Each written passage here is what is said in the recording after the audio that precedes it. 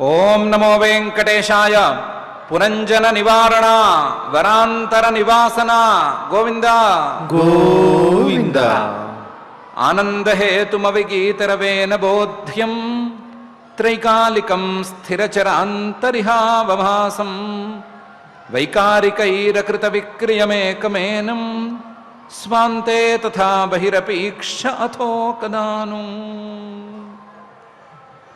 అని భూతభౌతిక ప్రపంచ నిర్మాత అఘటిత ఘటనాపటు మాజాధిష్ఠాత అయిన శ్రీనివాస పరమాత్ముని మనసులోనూ బయట అన్ని వైపులా చూసుకుంటూ శ్రీవారిని ప్రార్థించుకుంటూ శ్రీశుకుల వారు ఉపదేశం చేసిన శ్రీమద్భాగవతం యొక్క అధ్యయన కార్యక్రమాన్ని మనం ప్రారంభించుకుందాము. ప్రారంభంలో యథాప్రకారం ఆచార్యుల వారితో కలిసి ప్రార్థనా శ్లోకాలను చదువుకుని మంగళాచరణం చేసుకుందాము. శ్రీ గురు ప్రార్థనా. గురుర్బ్రహ్మా గురుర్విష్ణు గురుర్దేవో మహేశ్వరః గురుః సాక్షాత్ పరం బ్రహ్మ తస్మై శ్రీ గురవే నమః. శ్రీనివాస ప్రార్థనా. సుమనోవర పూజ్యాయ సుమనోహృది వాసినే సుమనోభిః ప్రపూజ్యాయ శ్రీనివాసాయ తే నమః. అథ సంకల్పః. శ్రీమదాదివరాహ క్షేత్రే విరాజమానస్య నిత్యశుద్ధ బుద్ధ ముక్త స్వభావస్య లీలాగృహీత విగ్రహస్య శ్రీ పద్మావతీ జానేః అనుగ్రహేణ అస్మాకం సర్వేషాం బుద్ధిశుద్ధ్యర్థం విద్యాభివృద్ధ్యర్థం భక్తిజ్ఞానవైరాగ్యాది తదనుకూల సర్వసంపత్సమృద్ధ్యర్థం శ్రీపరమేశ్వర ప్రీత్యర్థం శ్రీమద్భాగవత పాఠం కరిష్యామహే. అస్య శ్రీమద్భాగవత స్తోత్ర మహామంత్రస్య నారద ఋషిః బృహతి ఛందః. శ్రీకృష్ణః పరమాత్మా దేవతా బ్రహ్మ బీజం భక్తిశక్తిః జ్ఞానవైరాగ్యే కీలకం అస్మాకం శ్రీమద్భగవత్ప్రసాదసిద్ధ్యర్థే పాఠే వినియోగః. ధ్యానం నారాయణాక్షరపరాధిగమాయ యోగ్యం వ్యాసప్రసూతశుకశృంఖలయోపదిష్టాం సంసారమూలదలనాయ చిరాయ సేవ్యాం విద్యామిమాం విదత భాగవతాభిరామాం.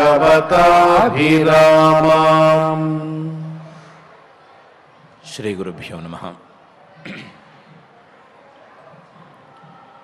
నారద మహర్షి గారు ప్రాచీన బర్హి గారికి 4 అధ్యాయాల పురంజనోపాఖ్యానం చెప్పారు.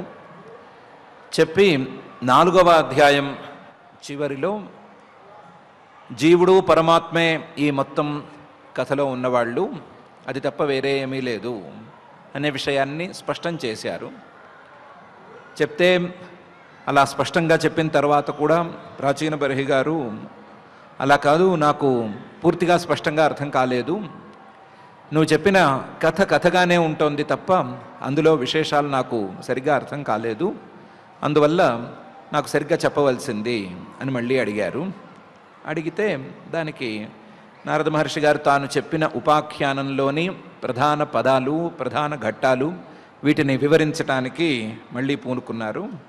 ఆ పూనుకుని పురుషం పురంజనం విద్యాత్ యద్వ్యనక్త్యాత్మనః పురం ఏకద్విత్రి చతుష్పాదం బహుపాదం అపాదకం అనే మొదటి శ్లోకంలో మొత్తం కథానాయకుడైనటువంటి పురంజనుడు అంటే జీవుడే ఏదో ఒక పురాన్ని తనతో కలిపి అంటించుకుంటాడు, పురంతో తనను తాను అంటించుకుంటాడు కాబట్టి పురంజనుడు అని పేరు.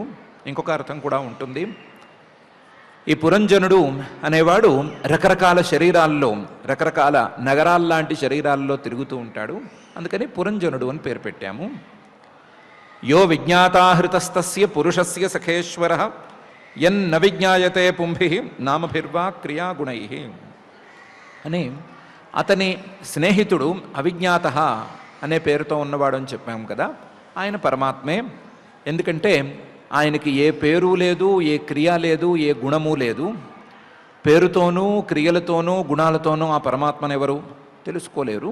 అందువల్ల ఆయనకి అవిజ్ఞాత అని పేరు పెట్టాము. అవిజ్ఞాత అంటే పరమాత్మే అని చెప్పి యదా జిఘృక్షన్ పురుష కార్త్స్న్యేన ప్రకృతేర్గుణాన్ నవద్వారం ద్విహస్తాంఘ్రి తత్రామనుత సాధ్వితి అని పురం అనే దానికి అర్థాన్ని చెప్తున్నారు. యదా జిఘృక్షన్ పురుష, పురుషుడు జీవుడు ఎప్పుడైతే జిఘృక్షన్ విషయాలను అందుకుని వాటి ద్వారా భోగాలను అనుభవించాలని అనుకుంటాడో, యదా జిఘృక్షన్ పురుష కార్త్స్న్యేన అన్నిటినీ నేనే అనుభవించాలి, అన్నీ నాకే కావాలి అనే భావంలో వస్తాడో, ప్రకృతేర్గుణాన్ ప్రకృతి తాలూకు గుణాలు అంటే సత్వరజస్తమో గుణాలు, ఆ సత్వరజస్తమో గుణాల ద్వారా తయారయ్యేటువంటి పదార్థాలు, వాటి యొక్క ప్రభావాలు వీటన్నిటినీ నాకే కావాలి అనే భావంతో ఎప్పుడైతే గ్రహించకోరుతాడో, ఎప్పుడైతే వాటిని తీసుకోవాలనుకుంటాడో, అనుభవించాలని అనుకుంటాడో, యదా జిఘృక్షన్ పురుష కార్త్స్న్యేన ప్రకృతేర్గుణాన్, అప్పుడు ఒక శరీరం కోసం వెతికి తీరుతాడు. శరీరం లేనిదే పరిశుద్ధ రూపంలో ఉండేటువంటి జీవుడికి ఈ ప్రకృతి తాలూకు గుణాలను అనుభవించేటువంటి యోగ్యత లేకపోతే అలాంటి విశేషం కలగనే కలగదు. అందువల్ల ఏదో ఒక శరీరం కోసం వెతుకులాడతాడు. ఆ శరీరాలు ఎన్నెన్నో ఉన్నాయి ఈ సృష్టిలో. ప్రకృతి తాలూకు శరీరాలు, సత్వరజస్తమో గుణాలతో నిండినటువంటి శరీరాలు ఎన్నెన్నో ఉన్నాయి. ఎన్నెన్నో ఉన్నా ఇందాక చెప్పుకున్నటువంటి ఏకద్విత్రి చతుష్పాదం బహుపాదం అపాదకం అనే తీరులో ఒంటి కాళ్ళతో ఉండేవి, 3 కాళ్ళతో ఉండేవి, 4 కాళ్ళతో ఉండేవి, చాలా కాళ్ళు, అసలు కాళ్ళే లేవు అనే తీరులో ఎన్నెన్నో శరీరాలు ఉన్నాయి. కానీ ఆ శరీరాలను ఏ జీవుడు పూర్తిగా ఒప్పుకోలేడు.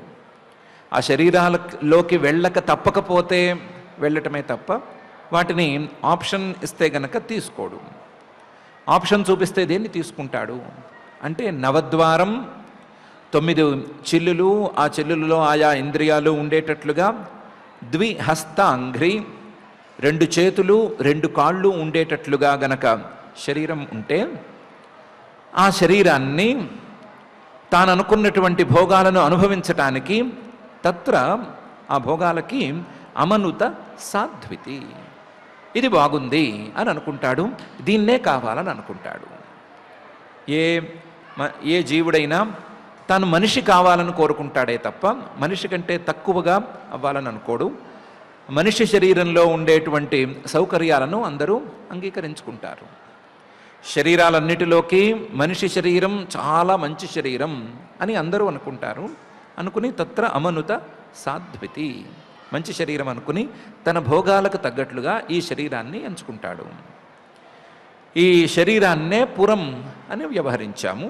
9 చిల్లులున్నా, 9 ద్వారాలున్నా, ద్విహస్తాంగ్రి 2 కాళ్ళు చేతులు ఉన్నటువంటి ఈ శరీరాన్నే పురం అని వ్యవహరించాము. యదా జిఘృక్షన్ పురుష కార్త్స్న్యేన ప్రకృతైర్గుణాన్ నవద్వారం ద్విహస్తాంఘ్రి తత్రామనుత సాధ్వితి. అయితే జీవుడు శరీరాన్ని సెలెక్ట్ చేసుకున్నంత మాత్రాన అందులోకి దూరేలేడు. దూరేందుకు అతనికి యోగ్యత లేదు. అందువల్ల బుద్ధింతు ప్రమదాం విద్యాత్ మమాహమితి యత్కృతం యామధిష్ఠాయ దేహేస్మిన్ పుమాన్ భుంక్తే అక్షభిర్గుణాన్ అని పురంజని అనే ఆవిడ్ని తీసుకొచ్చాము. ప్రమద ఒక స్త్రీ అనో లేకపోతే పురంజని అనో ఏదో పరిచయం చేశాం కదా, ఆవిడ్ని తీసుకొచ్చాము. ఆవిడెవరు అంటే బుద్ధిం, బుద్ధే ఆవిడ. నగరం ద్వారం బయట కనిపించినటువంటి అందమైన ఆడపిల్ల ఎవరో కాదు, బుద్ధే. బుద్ధింతు ప్రమదాం విద్యాత్. ఈ బుద్ధి అనే ఆవిడ లేకపోతే, ఈవిడితో కలవకపోతే జీవుడు శరీరంలోకి ప్రవేశించలేడు. ప్రవేశించాలి అంటే, శరీరంలోకి ప్రవేశించాలి అంటే ఈ బుద్ధి అనే ఆవిడ ఉండి తీరాలి. మమ అహం ఇతి యత్కృతం. జీవుడు శరీరంలోకి ప్రవేశిస్తేనే శరీరం వరకు నేను అని గీత గీసుకుని శరీరం కంటే బయట ఉండేవన్నీ నావి అని అనుకోవటానికి అతనికి ఆస్కారం ఉంటుంది. శరీరం అనేది లేకపోతే నేను రాదు, నాది రాదు. కాబట్టి నేను, నాది, మమ, అహం ఈ రెండు రావాలి అంటే శరీరంలోకి జీవుడు కూరాలి, శరీరంలోకి లోపలికి వెళ్ళాలి. శరీరం లోపలికి వెళ్ళాలి అంటే అతనికి బుద్ధి అనే దాని సహాయం ఉండి తీరాలి.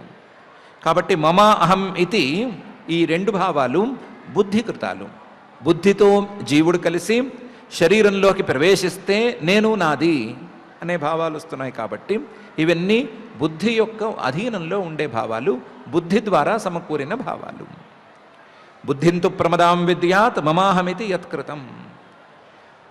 ఈ బుద్ధికి పురుషుడికి ఉండేటువంటి సంబంధం శరీరంలోకి చేరేంత వరకు మాత్రమే కాదు, చేరటానికి నేను, నాది అని అనుకోవటానికి మాత్రమే కాదు, యాం అధిష్ఠాయ దేహేస్మిన్, దేహంలోకి చేరిన తరువాత కూడా ఉంది.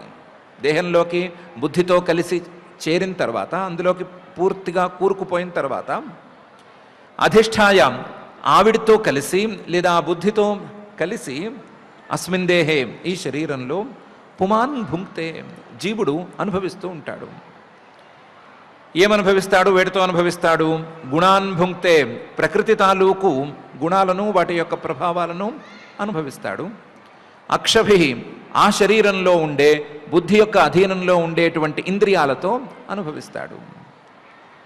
కాబట్టి బుద్ధి అనేది జీవుడికి భోగానికి అతి ప్రధానమైనటువంటి ఎలిమెంటు.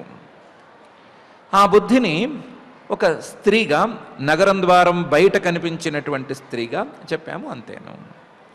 బుద్ధింతు ప్రమదాం విద్యాత్ మమాహమితి యత్కృతం యామధిష్ఠాయ దేహేస్మిన్ పుమాన్ భుంక్తే అక్షభిర్గుణాన్.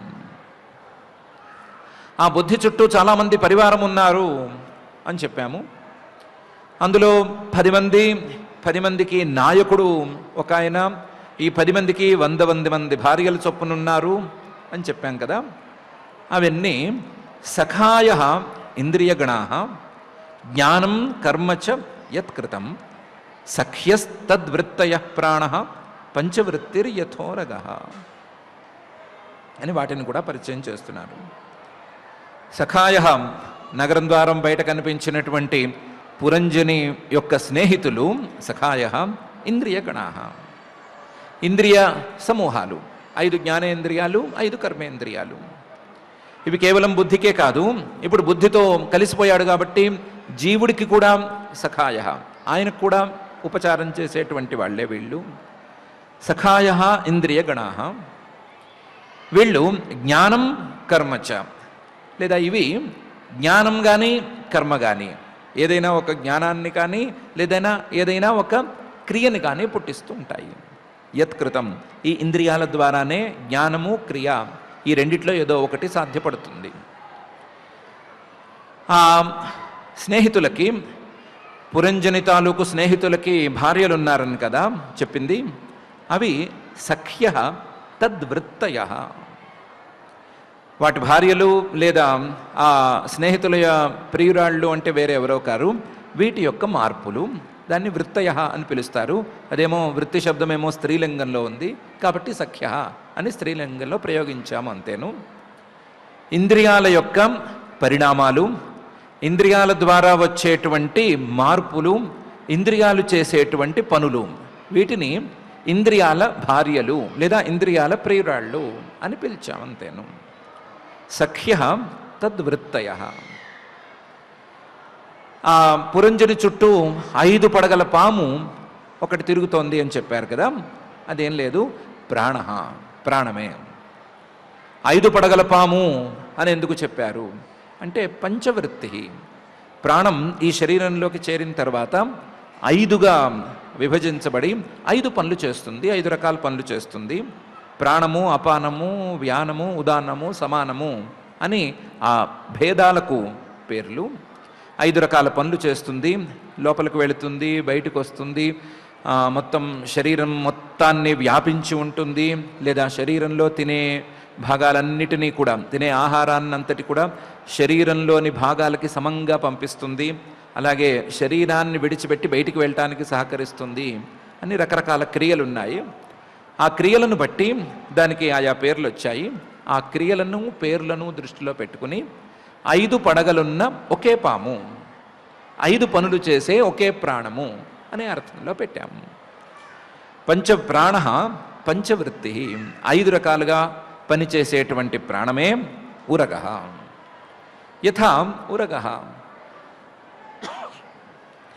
ఎలాగైతే పాము 5 పడగలతో 5 రకాలుగా పనిచేస్తుందో, ఒక్కొక్క ముఖంతోనో ఒక్కొక్క పని చేయొచ్చు కదా, అలాగే ఈ ప్రాణం కూడా ఒక్కొక్క రీతిలో పనిచేస్తుంది అనే అర్థంలో దాన్ని చెప్పాము అని మహర్షి గారు సఖాయ ఇంద్రియగణా జ్ఞానం కర్మ చ యత్కృతం సఖ్యస్తద్వృత్తయ ప్రాణ పంచవృత్తిర్యథోరగ అనే ఈ శ్లోకంలో చెప్పారు. ఇంతవరకు ఇంద్రియాలను గురించి చెప్పారు.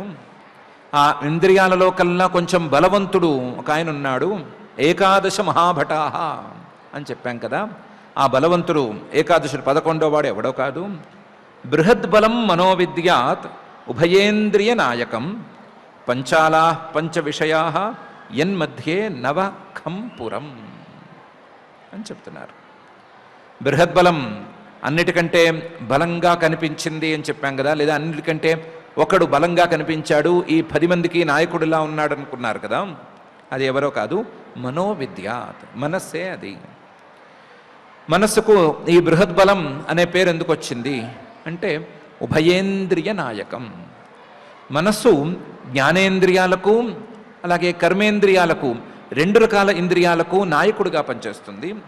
2 రకాల ఇంద్రియాలను నియంత్రణలో ఉంచి వాటితో పనులు చేయిస్తూ ఉంటుంది. కాబట్టి ఉభయేంద్రియ నాయకం, జ్ఞానేంద్రియాలకు కర్మేంద్రియాలకు నాయకుడు కాబట్టి, నాయకుడు లాంటిది కాబట్టి మనస్సు, దానికి బృహద్బలం మహాభట అని పేరు పెట్టాము. బృహద్బలం మనోవిద్యాత్ ఉభయేంద్రియ నాయకం. హిమాలయ సానువుల్లో ఈ నగరాన్ని చూశాడని చెప్పాము. హిమాలయ సానువులకి సుమారుగా పంచాల దేశం అని పేరైతే ఆ పేరే ఖాయం చేసుకుందాము. పంచాలాహ పంచ విషయా. పంచ అనేటువంటి పద సామ్యం ఉంది కాబట్టి 5 విషయాలు, శబ్ద స్పర్శ రూప రస గంధాలు. చెవితో వినేటువంటి శబ్దము, చర్మంతో తెలుసుకునేటువంటి స్పర్శ, కంటితో తెలుసుకునేటువంటి రూపము, అలాగే నాలుక మీద ఉండేటువంటి రసనేంద్రియంతో తెలుసుకునే రసము, అలాగే ముక్కులో ఉండే ఘ్రాణేంద్రియంతో తెలుసుకునే గంధము అనే శబ్ద స్పర్శ రూప రస గంధా అనేటువంటి పంచ విషయా, 5 విషయాలు పంచాలాహ, పంచాల దేశం లాంటివి. ఆ విషయాల మధ్యలోనే, ఆ విషయాలను గ్రహించటానికి వీలుగానే అక్కడ నగరం ఉంది అనే అర్థంలో యన్మధ్యే నవఖంపురం, ఆ పంచాల దేశంలోనే హిమాలయ సానువుల్లోనే ఈ 9 ద్వారాలుండేటువంటి నగరం ఉంది అని చెప్పాము. ఈ శరీరం ఎప్పుడూ 5 విషయాల మధ్యలోనే ఉంటుంది. 5 విషయాలను గ్రహించటానికి సిద్ధంగానే ఉంటుంది అనే అర్థంలో దాన్ని వాడాము అని మహర్షి గారు చెప్తున్నారు. బృహద్బలం మనోవిద్యాత్ ఉభయేంద్రియనాయకం పంచాలా పంచ విషయా యన్మధ్యే నవఖం పురం. అందులో 9 అవకాశాలు లేదా 9 ఛిద్రాలు ఉన్నాయన్నాం కదా. అవి అక్షిణి, నాసికే, కర్ణౌ, ముఖం, శిష్ణ గుదావితి, ద్వే ద్వే ద్వారౌ బహిర్యాతి యస్తదింద్రియ సంయుత అనే అర్థంలో చెప్పిన మాట అని మహర్షి గారు చెప్తున్నారు. మొత్తం 9 ఒకదాన్ని పక్కన పెడితే మిగతావన్నీ జంటలు. ఆ జంటలు అక్షిణి 2 కళ్ళు, నాసికే 2 ముక్కుపుటాలు, కర్ణవు 2 చెవి చిల్లులు, శిష్ణగుదవు కింద ఉండేటువంటి మలద్వారాలు 2, మూత్రద్వారము మలద్వారము 2, ఇవి కాక ముఖం అనే చివరిది. ఇవి ద్వే ద్వే ద్వారౌ 2 కింద ఉండే జంటలుగా ఉండేటువంటి ద్వారాలు. ఈ ద్వారాల గుండా బహిర్యాతి జీవుడు బయటికి వెళ్ళొస్తూ ఉంటాడు. జీవుడు బయటికి వెళ్ళొస్తూ ఉంటాడు అంటే కేవలం బయటికి జారిపోతాడు, బయటికి వెళ్ళిపోతాడు అని కాదు. బయట ఉండేటువంటి విషయాలను తెలుసుకుంటూ ఉంటాడు. జీవుడు బయట ఉండేటువంటి విషయాలను తెలుసుకోవాలి అంటే ఈ చిల్లుల పనేముంది, దేవుడేం బయటికి వెళ్ళిపోడు కదా అంటే యహ తదింద్రియ సంయుత, ఇంద్రియాలతో కలిసి ఉన్నటువంటి జీవుడే, ఇంద్రియాలతో పని చేయించుకునేటువంటి జీవుడే ఆయా విషయాలను తెలుసుకోగలడు కదా. కాబట్టి ఇంద్రియాలు ఉండటానికి స్థానం కావాల్సిందే. ఆ స్థానాలు ఈ రంధ్రాలు లేదా ఈ ఛిద్రాలు అంతే. ఇంద్రియాలు ఉండేందుకు వీలుగా ఉండేటువంటి స్థానాలు ఇవి. ఇంద్రియాలు ఉంటేనే ఇంద్రియాలను మనస్సు ప్రేరేపణ చేస్తుంది. మనస్సు ఇంద్రియాల ద్వారా తెచ్చినటువంటి విషయాలను బుద్ధేమో జీవుడికి క్రమంగా అందించుకుంటూ వెళతాయి. వాటిల్లో ఇంద్రియాలు అనేవి చాలా ప్రధానం. ఆ ఇంద్రియాలు ఉండేటువంటి స్థానాలు ఈ చిల్లులు అని అక్షిణి, నాసికే, కర్ణౌ, ముఖం, శిష్ణ గుదావితి, ద్వే ద్వేరే ద్వారౌ బహిర్యాతి యస్తదింద్రియ సంయుత అని మహర్షి గారు చెప్తున్నారు. అందులో చాలా వివరంగా కొన్ని ద్వారాలు తూర్పుకు తిరిగి ఉన్నాయి, ఒక ద్వారమేమో దక్షిణానికి, ఒక ద్వారం ఉత్తరానికి, 2 ద్వారాలేమో కనిపించకుండా ఉన్నాయి అని చెప్పారు. దానికి వివరణ అక్షిణీ నాసికే ఆస్యం ఇది పంచపురఃకృతా దక్షిణ కర్ణ ఉత్తరాచోత్తర స్మృత అనే శ్లోకంలో ఇస్తున్నారు. అక్షిణి 2 కళ్ళు, నాసికే 2 ముక్కులు, ఆస్యం నోరు అనేటువంటి ఒక చిల్లు, ఇవన్నీ కూడా పంచ, మొత్తం కలిపితే పంచ 5. ఇవి పురఃకృత తూర్పు దిక్కుకు చేశారు. కనిపించేవి, కంటికి బాగా కనిపించేసేటువంటి స్థాయిలో ఉండేట్లుగా తయారు చేశారు. దక్షిణ ద్వారం అంటే దక్షిణ కర్ణ కుడి చెవి, ఉత్తర ద్వారం అంటే ఉత్తర స్మృత ఎడమ చెవి, ఎడమ ద్వారం అంటే ఎడమ చెవి, కుడి ద్వారం అంటే కుడి చెవి, ఇంతే. అక్షిణీ నాసికే ఆస్యం ఇది పంచపురఃకృత దక్షిణ కర్ణ ఉత్తరాచోత్తర స్మృత. పశ్చిమే ఇత్యధో ద్వారౌ గుదం శిష్ణమిహోచ్యతే ఖద్యోతావిర్ముఖీ చాత్ర నేత్రే ఏకత్ర నిర్మితే రూపం విభ్రాజితం తాభ్యాం విచష్టే చక్షుషేశ్వర అని.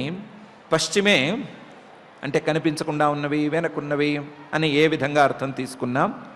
ఇది ఆ పదంతో అధోద్వారౌ కిందకి తిరుగుండేటువంటి 2 ద్వారాలు, గుదం శిష్ణం మలమూత్ర ద్వారాలు ఇహ ఉచ్యతే. ఇక్కడ చెప్పాలనుకుని ఆ మాట చెప్పడానికి 2 ద్వారాలని చెప్పాము. మొత్తం మీద 9 ద్వారాలు, 9 ఛిద్రాలు ఆయా ఇంద్రియాల యొక్క స్థానాలు లేదా ప్రాణం సంచరించేటువంటి స్థానాలు కింద ఉన్నవి. వీటిల్లో ఒక్కొక్క ద్వారానికి ఒక్కొక్క పేరు కూడా పెట్టి ఆ పేరుతో ఈ ద్వారం గుండా ఇటు వెళ్ళి ఆ పురంజనుడు ఈ విషయాలను చూసుకుంటూ వస్తున్నాడు అని చెప్పాం కదా. అది కూడా ఏమీ లేదు. ఖద్యోత ఆవిర్ముఖీ చాత్ర నేత్రే ఏకత్ర నిర్మితే రూపం విభ్రాజితం తాభ్యాం విచష్టే చక్షుషేశ్వర. ఖద్యోత ఆవిర్ముఖి అని మొదటి రెండిటికి పేరు పెట్టాము. ఖద్యోత ఆవిర్ముఖి అని. ఆ ఖద్యోత ఆవిర్ముఖి అంటే ఎవరో కాదు, నేత్రే, నేత్రం తాలూకు గోళకాలు. ఏకత్ర నిర్మితే ఒకే చోట పక్కపక్కనే నిర్మించినటువంటి ద్వారాలు ఈ రెండు. ఈ రెండిటి గుండా రూపం విభ్రాజితం, విభ్రాజితం జనపదం యాతితాభ్యాం అని అక్కడ చెప్పారు కదా. జనపదం అంటే వేరే ఏమీ లేదు, విభ్రాజితం రూపం, బాగా జిలుగులుగా ఉండే, బాగా వెలుగుతూ ఉండేటువంటి రూపాన్ని జీవుడు దాని ద్వారా చూస్తాడు. రూపం విభ్రాజితం, విభ్రాజితం వెలుగుగా ఉండే, ప్రకాశించే, కనిపించేటువంటి రూపాన్ని తాభ్యాం ఈ రెండు గోళకాల గుండా విచష్టే బాగా చక్కగా చూస్తాడు. ఎవరు? ఈశ్వర. ఈ పురానికి, ఈ ద్వారానికి రెండిటికి నాయకుడైనటువంటి జీవుడు. దేని ద్వారా చూస్తాడు? చక్షుష, అక్కడ ఉండే ఇంద్రియం ద్వారా చూస్తాడు. ఖద్యోతావిర్ముఖీ చాత్ర నేత్రే ఏకత్ర నిర్మితే రూపం విభ్రాజితం తాభ్యాం విచష్టే చక్షుషేశ్వర అని మహర్షి గారు రెండు ద్వారాలను గురించి ఈ శ్లోకంలో చెప్పారు. నళినీ నాళినీ నాసే గంధ సౌరభ ఉచ్యతే ఘ్రాణోపధూతో ముఖ్యాస్యం విపణో వాక్ రసవిద్ రస అని. నళిని నాళిని అనే పేర్లతో ఇంకో రెండు ద్వారాలు ఉన్నాయి, తూర్పుకే పక్కపక్కనే ఉన్నాయి. నళిని నాళిని చ ప్రాక్ ద్వారా వేకత్ర నిర్మితే అని చెప్పాం కదా. అదేమీ లేదు. నళిని నాళిని నాసే, నళిని నాళిని అనే రెండు పేర్లు ముక్కుపుటాలకి. నాసే ముక్కుపుటాలు రెండు ఉంటాయి కదా, వాటికి పేర్లు ఇవి. నళిని నాళిని అని ఎందుకు పెట్టారు అంటే, నలం లేదా నాలం అంటే మధ్యలో ఖాళీ ఉండి చుట్టూ పదార్థం ఉండే వస్తువుకు పేరు, ట్యూబ్ లాగా ఉండేటువంటి వస్తువుకు పేరు. ముక్కులు అలాగే ఉంటాయి కాబట్టి చూడటానికి వాటికి నళిని నాళిని అని పేరు పెట్టాము. నాసే ముక్కుపుటాలేవి. ఆ ద్వారాల గుండా జీవుడు బయటకు వచ్చి సౌరభ అనే ప్రాంతానికి వెళ్తాడు అని అనుకున్నాం కదా. సౌరభ అంటే వేరే ఏమి లేదు, గంధ, పీల్చే వాసనే. గంధ సౌరభ ఉచ్యతే. ఆయన అవధూత సఖ అని, అవధూత సఖోయాతి అని చెప్పాం కదా. ఆ ద్వారాల గుండా బయటకు వచ్చేటప్పుడు అవధూతుడు అనేటువంటి స్నేహితుణ్ణి లేదా తన ఒక సహాయకుణ్ణి తీసుకుని బయటకు వస్తాడని చెప్పాం కదా. వేరే ఏమీ లేదు. అవధూత అనే పేరు వాయువుకు పేరు. ఆ వాయువు యొక్క సంచారం, వాయువు యొక్క ప్రభావం ఈ ముక్కుపుటాల్లో ఎక్కువగా ఉంది. ఆ వాయువు ద్వారానే గాలి లోపలికి వెళుతోంది, అదొక పని జరుగుతోంది ఈ ముక్కుపుటాల ద్వారా. రెండవది, ఆ వాయువు ద్వారానే వాసనను పీల్చటం అనేది కూడా జరుగుతోంది. వాయువు ఉంటేనే వాసన పీల్చడం అనేది జరుగుతుంది. అందుకనే ముక్కు దగ్గర ఏమైనా పెడితే వాసన పీల్చడానికి లోపలికి గాలిని పీల్చుకోవటం అనేది చేస్తారు, అని పీలుస్తారు. కాబట్టి అవధూత అంటే వాయువు, వాయు ద్వారా అనుగ్రహీతమైనటువంటి ఘ్రాణేంద్రియము ఇవన్నీను. కాబట్టి ఘ్రాణ అవధూత, వాయువుతో కూడినటువంటి ఘ్రాణేంద్రియం అవధూతం అనే పదానికి అర్థం. ఐదో ద్వారం ముఖ్య అనేటువంటి ద్వారం. ఆ ద్వారం ఏదో కాదు, ఆస్యం, నోరే. ఆ నోటి గుండా ఆయన వేరువేరు దేశాలకు వెళ్తాడు. ఆ దేశాల్లో పేర్లు తర్వాత చూద్దాము. విపణ వాక్ రసవిత్ రస. విపణ రసవిత్ అనేటువంటి ఇద్దరిని సహాయంగా తీసుకుని వెళ్ళవలసిన దేశాలకు వెళతాడు అని చెప్పాం కదా. అదేం లేదు, విపణ అంటే వాక్, వాగింద్రియము. రస రసము లేదా రసనేంద్రియం, అది రసవిత్ అనే పదానికి అర్థము. ఘ్రాణోవధూతో ముఖ్యాస్యం విపణో వాక్ రసవిద్ రస.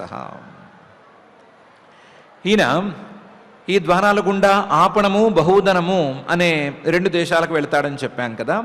అవి ఆపణో వ్యవహారోత్ర చిత్రమంధో బహూదనం పితృహూర్దక్షిణ కర్ణ ఉత్తరో దేవహూ స్మృత అనే శ్లోకంలో చెప్తున్నారు. ఆపణ అంటే వ్యవహార, రకరకాలుగా మాట్లాడటం అనేది ఆపణ అనేదానికి ఇక్కడ అర్థం. ఆపణ అంటే వేరే అర్థం కూడా ఉంది, ఇక్కడ మాత్రం రకరకాలుగా వ్యవహరించటం, మాట్లాడటం అనేది ఇక్కడ అర్థం. ఆ మాట్లాడటం అనేదాన్ని నోటిలో ఉండేటువంటి వాగింద్రియం సహాయంతోనే జీవుడు చేయగలుగుతున్నాడు అనే అర్థంలో ముఖ్య అనే ద్వారము, ఆ ద్వారంలో విపణ అనేటువంటి ఒక సహాయకుడు, ఆ సహాయకుడు సహాయంతో బయటికి వెళ్ళి ఆయన ఆపణ అనే దేశాన్ని చూసుకుని వస్తున్నాడు అని చెప్పాము. అలాగే రసవిత్ అనే సహాయకుడు కూడా అక్కడ ఉన్నాడు. అంటే రసనేంద్రియం అనే ఇంద్రియం ఉంది, ఆ ఇంద్రియం సహాయంతో చిత్రమంధ బహూదనం, చిత్రంగా విచిత్రంగా ఉండేటువంటి అంధ, అన్నం అంటే తినే పదార్థం లేదా లోపలికి తీసుకునేటువంటి పదార్థం, బహూదనం రకరకాల తీరుల్లో ఉండేటువంటి తినే పదార్థం, వాటిని అతను తెలుసుకోగలుగుతాడు, వాటి యొక్క రుచిని అర్థం చేసుకోగలుగుతాడు అనే అర్థంలో చెప్పాము. అన్నం లేదా తినే పదార్థాలు రకరకాలుగా ఉంటాయి, 4 రకాలుగా ఉంటాయి అంటారు, 40 ఉంటాయి, 400 ఉంటాయి, ఎన్ని రకాలుగానైనా ఉంటాయి. భక్ష్యం, భోజ్యం, లేహ్యం, పేయం అని ఒక రకంగా చెప్తారు, లేదా ఇంకొక రకంగా చెప్తారు. ఎన్ని రకాలుగా చెప్పినా సరే అన్నిటినీ తీసుకోవటానికి ఈ రసనేంద్రియం అనేటువంటిది ఉండాలి. దానితో పాటు అది ఉండటానికి నోరు అనే స్థానం కూడా ఉండి తీరాలి, ఉంటేనే అది లోపలికి వెళ్ళినట్టు. పితృహుర్ దక్షిణ కర్ణ, పితృహూహు దేవహూహు అని 2 ద్వారాలు, ఉత్తర దక్షిణ ద్వారాలు అని చెప్పారు, దక్షిణ ఉత్తర ద్వారాలు అని చెప్పారు. అవేం లేదు. పితృహూహు అంటే దక్షిణ కర్ణ, కుడి చెవి. దేవహూహు అంటే ఉత్తర స్మృత, ఉత్తరం ఎడమవైపు ఉండేటువంటి చెవి. ఆపణో వ్యవహారోత్తరం చిత్రమంధో బహూదనం, పితృహూర్ దక్షిణ కర్ణ, ఉత్తరో దేవహూ స్మృత. ఈ 2 ద్వారాల గుండా, పితృహూహు దేవహూహు అనేటువంటి 2 ద్వారాల గుండా రాష్ట్రం దక్షిణ పంచాలం, రాష్ట్రం చోత్తర పంచాలం అని ఉత్తర పంచాలానికి దక్షిణ పంచాలానికి వెళతాడని చెప్పారు కదా. అవేం లేదు. ప్రవృత్తంచ నివృత్తంచ శాస్త్రం పంచాల సంజ్ఞితం, పితృయానం దేవయానం శ్రోత్రాత్ శృతధరాత్ వ్రజేత్ అని చెప్తున్నారు. ప్రవృత్తంచ నివృత్తంచ శాస్త్రం, ప్రవృత్తి శాస్త్రం, నివృత్తి శాస్త్రం అనే 2 శాస్త్రాలనే ఇక్కడ పంచాల దేశం, దక్షిణ పంచాలం, ఉత్తర పంచాలం అని పిలిచాము. దక్షిణ పంచాలం అంటే ప్రవృత్తి శాస్త్రము, ఉత్తర పంచాలము అంటే నివృత్తి శాస్త్రము. దక్షిణ పంచాలం అంటే ప్రవృత్తి శాస్త్రం అంటే కర్మలను బోధించేటువంటి వేదభాగము, ఉత్తర పంచాలం అంటే నివృత్తి శాస్త్రం, ఉపాసన మొదలైన వాటిని బోధించేటువంటి వేదభాగము. వీటికే, ఈ శాస్త్రానికే మానవులకు కావలసిన, జీవులకు కావలసినటువంటి హితాన్ని బోధించేటువంటి ఈ శాస్త్రానికే పంచాల అని పేరు పెట్టాము. పంచాల 5 ఇంద్రియాలతోనూ తెలుసుకోలేని విషయాన్ని తెలియజేసేది అనే అర్థంలో. శాస్త్రం పంచాల సంజ్ఞితం. ఈ పంచాలం అనేటువంటి శాస్త్రం ద్వారా పితృయానం దేవయానం వ్రజేత్, కర్మమార్గాన్ని బోధించేటువంటి శాస్త్రాన్ని విని దాన్ని ఆచరించుకుంటే దాని ద్వారా పితృయానాన్ని దక్షిణ మార్గాన్ని పట్టుకుని పితృలోకానికి చేరి స్వర్గసుఖాలను అనుభవిస్తాడు. దేవయానం ఉత్తర పంచాలం అనే పేరుతో ఉండేటువంటి ఉపాసనా బోధక వాక్యాలను పట్టుకుంటే, ఉపాసన చేసుకుంటే దేవమార్గంలోకి ప్రయాణం చేసి దాని ద్వారా దేవలోకంలో ఉపాసనా ఫలితాలను అందుకుంటాడు. పితృయానం దేవయానం వ్రజేత్. వీటన్నిటికీ శృతధరాన్విత, యాతి శృతధరాన్విత అని అక్కడ చెప్పాం కదా. శృతధర అంటే ప్రస్తుతానికి శ్రోత్రం అని అర్థం. శ్రోత్రాత్ శృతధరాత్ వ్రజేత్. ఒట్టి చెవి ఉంటే సరిపోదు, ఇంకా చాలా కావాలి. శ్రోత్రాత్ శృతధరాత్ వ్రజేత్. శ్రోత్రమే ప్రస్తుతానికి శృతధరం అనుకుంటే ఆ శృతధరం ద్వారా, శృతధర సహాయం ద్వారా ఈ స్థితిని చేరుకుంటాడు. ప్రవృత్తంచ నివృత్తంచ శాస్త్రం పంచాల సంజ్ఞితం, పితృయానం దేవయానం శ్రోత్రాత్ శృతధరాద్ వ్రజేత్. అని ఈ శ్లోకం వరకు 7 ద్వారాలను గురించి మహర్షి గారు చెప్పారు. చెప్పి ఆసురీ మేఢ్రమర్వాగ్ద్వాహ వ్యవాయో గ్రామీణాం రతి ఉపస్థో దుర్మద ప్రోక్త నిరృతిర్గుద ఉచ్యతే అని చివరి 2 ద్వారాలను చెప్పటానికి పూనుకుంటున్నారు. ఆసురీ ద్వాహ అని ఒక ద్వారానికి పేరు పెట్టారు. ఆసురీ ద్వాహ అంటే ఆసురి అంటే మేఢ్రం అనే పేరుతో పిలిచేటువంటి ద్వారము. ఇది అర్వాగ్ ద్వాహ, కిందకి తిరిగి ఉండేటువంటి ద్వారము. దీని ద్వారా గ్రామ్యం గ్రామీణ ప్రాంతాలకు వెళతాడు అనే అర్థం వచ్చేటట్లుగా అక్కడ చెప్పాము. అదేం లేదు, వ్యవాయో గ్రామీణాం రతి, గ్రామ్యమైనటువంటి సుఖాలను పొందటానికి ఈ ద్వారాన్ని వాడుకుంటాడు. అతనికి దుర్మదః అనేటువంటి ఒక స్నేహితుడున్నాడు లేదా సహాయకుడున్నాడు. అతని సహాయంతో అతను ఆ మార్గం గుండా రాకపోకలు సాగిస్తాడని అక్కడ చెప్పాము. అదేమి లేదు, ఉపస్థేంద్రియం అనేటువంటి ఇంద్రియమే అది. ఉపస్థో దుర్మద ప్రోక్త. ఇది ఆసురీద్వాహ అనే దానికి వివరణ అయితే, నిరృతి గుదః ఉచ్యతే. మలద్వారానికి నిరృతి అనే పేరు. నిరృతిర్గుద ఉచ్యతే. ఆసురీ మేఢ్రమర్వాగ్ద్వాహ వ్యవాయో గ్రామీణాం రతి ఉపస్థో దుర్మద ప్రోక్త నిరృతిర్గుద ఉచ్యతే. ఈ గుద మార్గం గుండా వైశసం నరకం పాయు లుబ్ధకోంధౌతు మే శృణు హస్తపాదౌ పుమాంస్తాభ్యాం యుక్తో యాతి కరోతి చ అని ఈ ద్వారం గుండా, నిరృతి అనేటువంటి ద్వారం గుండా వైశసం అనే ప్రాంతానికి చేరతాడని చెప్పాం కదా, అది నరకం. అది ఈ ద్వారం గుండా గనక జీవుడు ప్రాణోత్క్రమణ చేసినట్లయితే నరకానికి పోతాడు. లుబ్ధక అని అక్కడ సహాయకుడు పేరు పెట్టారు. అదేమీ లేదు, పాయువింద్రియం, అక్కడ ఉండేటువంటి ఇంద్రియానికి పేరు లుబ్ధక. ఇంకా కూడా ఇంకో అర్థం కూడా మృత్యు అనే అర్థం కూడా ఉండొచ్చు. దాంతో సహా దీనికి ఇది అర్థము. ఇంతవరకు 7 + 2 9 ద్వారాలను గురించిన వివరణ అయింది. అంధావమీషాం పౌరాణం అని ఆ నగరంలో ఉండేటువంటి పౌరుల్లో 2 మాత్రం గుడ్డివాళ్ళు అని చెప్పాము. ఆ 2 గుడ్డివాళ్ళు ఎవరు? అంధౌతు మే శృణు. అంధౌ, ఆ నగరంలో ఉండేటువంటి 2 గుడ్డివాళ్ళు ఎవరు అంటే హస్తపాదౌ, హస్తము చేయి కాలు అనేటువంటి ఈ 2. ఈ హస్తపాదాల గుండానే పుమాన్, పురుషుడు శరీరంలో ఉండేటువంటి జీవుడు, తాభ్యాం యుక్త, ఆ హస్తపాదాలతో కలిసి యాతి కరోతి చ, ఇటు అటు తిరుగుతూ ఉంటాడు. కరోతి, ఏవేవో పనులు చేస్తూ ఉంటాడు.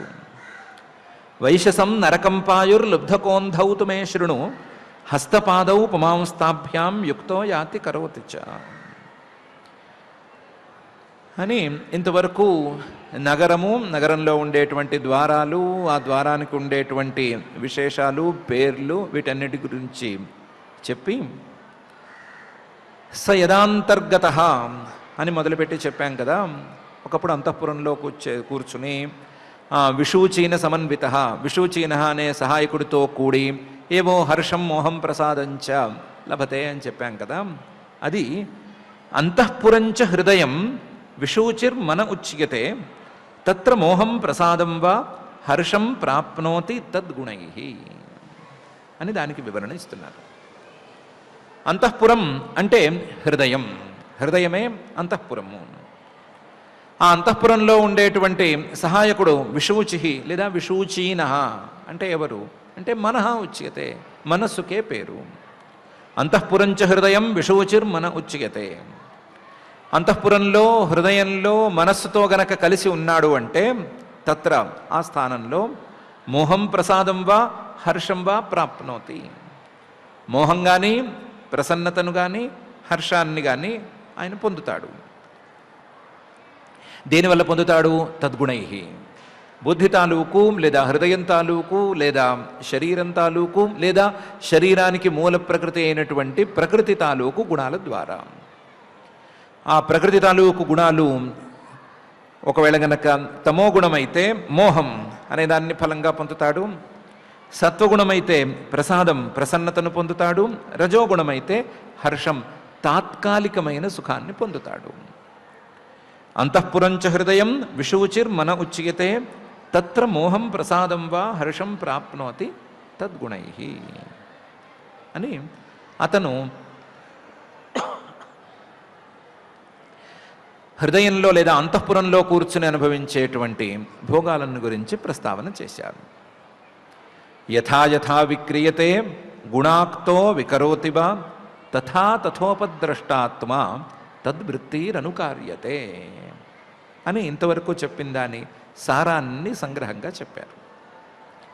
యథా యథా విక్రియతే బుద్ధి, బుద్ధి ఎన్ని రకాల మార్పులను పొందుతుందో, అది మెలకుగా ఉన్నప్పుడు కావచ్చు, కలలో ఉన్నప్పుడు కావచ్చు, ఎన్ని రకాల మార్పులను పొందుతుందో, యథా యథా విక్రియతే బుద్ధి వికరోతి వా, మెలకుగా ఉన్నప్పుడు కానీ వా స్వప్నంలో కానీ ఎక్కడైనా సరే విక్రియతే వికరోతి వా గుణాక్త, ఆ బుద్ధి తాలూకు గుణాలతో కలిసి ఉన్నాడు కదా ఈ జీవుడు, అప్పుడు తథా తథా తద్వృత్తిరనుకార్యతే, ఆ బుద్ధి ఎలా మార్పు చెందితే అలా ఇతను కూడా మార్పును పొందుతాడు.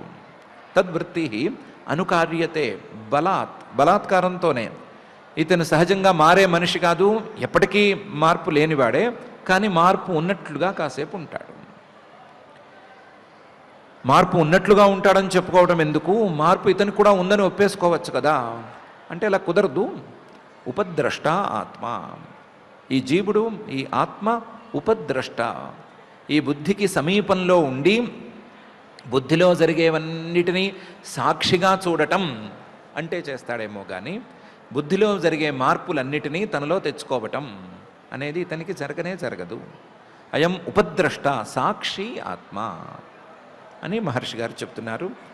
బుద్ధితో కలిసిపోయి, బుద్ధితో కలిసి శరీరంలోకి ప్రవేశించి, బుద్ధి తాలూకు ఇంద్రియాలను, బుద్ధి తాలూకు మనస్సును, ఆ భోగాలను, బుద్ధి తాలూకు గుణాలను అన్నిటినీ అంటించేసేసుకుని ఆ బుద్ధి ఎలా నడిస్తే అలా నడిచినట్లుగా నడుచుకున్నట్లుగా ఈ జీవుడు కనిపిస్తున్నాడు అని ఇంతవరకు చెప్పిన దాని సారాంశం అని మహర్షి గారు అంటున్నారు. యథా యథా విక్రియతే గుణాక్తో వికరోతివ తథా తథోపద్రష్టాత్మ తద్వృత్తిరనుకార్యతే అని. ఇతను ఈ పురంజనుడు అనేటువంటి అతను ఒకరోజు భార్యకు చెప్పకుండా వేటకు బయలుదేరాడు అని ఒక కొత్త వృత్తాంతం మొదలుపెట్టారు కదా. అదేమీ లేదు. దేహోరథస్త్వింద్రియాశ్వ సంవత్సరరయో గతి ద్వికర్మచక్రస్త్రిగుణధ్వజ పంచాసు బంధుర అని స్వప్నావస్థకు వెళ్ళేటువంటి, స్వప్నాన్ని కలను చూసేటువంటి దశనే దానితో వర్ణించాము అని మహర్షి గారు చెప్తున్నారు. అందులో పెద్ద రథమెక్కాడు అని చెప్పాం కదా. ఏమీ లేదు. దేహో రథ, ఆ స్వప్నంలో ఉండేటువంటి, కలలో ఉండేటువంటి దేహమే రథంగా చెప్పాము. ఇంద్రియాశ్వ, దానికి 5 గుర్రాలు పూంచారని చెప్పాము కదా. ఆ 5 గుర్రాలు ఇంద్రియాశ్వ, 5 ఇంద్రియాలు, స్వప్నదేహంలో కొత్తగా వచ్చినటువంటి స్వప్నేంద్రియాలు ఇవి. సంవత్సరరయ అగతి, ఈ దేహం కానీ ఈ ఇంద్రియాలు కానీ సంవత్సరరయ, సంవత్సరం అనేటువంటి కాలం ఎంత వేగంగా గడిచిపోతుందో, ఎంత గిర్రున తిరిగిపోతూ ఉంటుందో అంత వేగంగా ఈ దేహం కానీ ఇంద్రియం కానీ నడుచుకుంటాయి. అగతి, వాస్తవానికి వీటికి గతి లేదు, ఎక్కడికి వెళ్ళవు, ఇక్కడే ఉంటాయి, కానీ వేగాన్ని మాత్రం చూపిస్తాయి. కావాలంటే వెనక్కి వెళ్ళగలవు, కావాలంటే ముందుకు కూడా వెళ్ళగలవు ఈ శరీరము, ఈ ఇంద్రియాలు. కలలో గడిచిపోయిన దాన్ని కూడా చూడగలరు, ఎప్పుడో చిన్నప్పుడు గడిచిపోయిన దాన్ని కూడా చూడగలరు, లేని వాటిని కూడా చూడగలరు, ఇప్పుడు డెమాలిష్ అయిపోయిన వాటిని కూడా చూడగలరు. అలాగే కలలో రాబోయే వాటిని, అసలు ఉన్నాయో లేవో తెలియని వాటిని కూడా చూడగలరు. టైం మెషిన్ కంటే కూడా చాలా వేగంగా పనిచేసేది ఈ స్వప్న శరీరము. దేహోరథస్థు ఇంద్రియాశ్వ సంవత్సరరయ అగతి. దానికి ద్వేషం అని ఒక విశేషణం చెప్పాము. ఏం లేదు, ద్వేషం అంటే ద్వికర్మ. ద్వికర్మ అంటే పుణ్యము పాపము అనేటువంటి రెండు కర్మలు. ఆ రెండు కర్మలే దానికి రెండు చక్రాలు లాంటివి.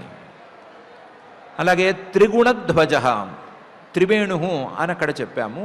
3 ధ్వజాలున్నాయి అని. ఏమీ లేదు, త్రిగుణధ్వజ, 3 గుణాలే దాని యొక్క ధ్వజాలు. దానికి పంచాసు బంధుర, 5 బంధనాలు ఉన్నాయని చెప్పాము. ఏం లేదు, 5 ప్రాణాలు, స్వప్న శరీరంలో ఉండేటువంటి అప్పటికప్పుడు కొత్తగా పుట్టుకొచ్చినటువంటి 5 ప్రాణాలే దానికి బంధనాలు. పంచాసు బంధుర. దేహోరథస్త్వేంద్రియాశ్వ సంవత్సరరయో గతి ద్వికర్మచక్రస్త్రిగుణధ్వజ పంచాసు బంధుర అని స్వాప్న శరీరంలో ఉండేటువంటి విశేషాలను మహర్షి గారు వర్ణిస్తున్నారు. ఇంకా కూడా